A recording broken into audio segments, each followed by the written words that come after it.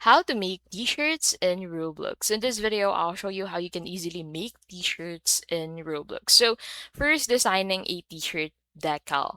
Open an image editor. You can use any image editor to design a decal for a t-shirt in Roblox. You can use Photoshop, GIMP, or even Microsoft Paint.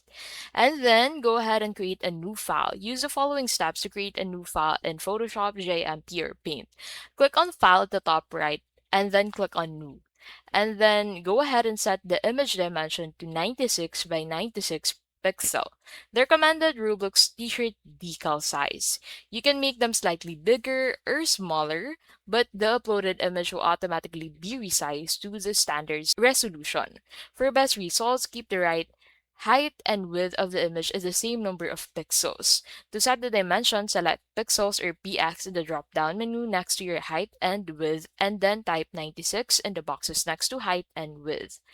Now, design the t-shirt decal. Use the program tools to design the decal. You can use Paint Bucket tool to color the background, text tool to add text to the t-shirt.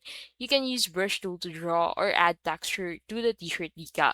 You can also use the Marquee tool to copy and paste an image or pattern from another image and paste it into your t-shirt. Get creative.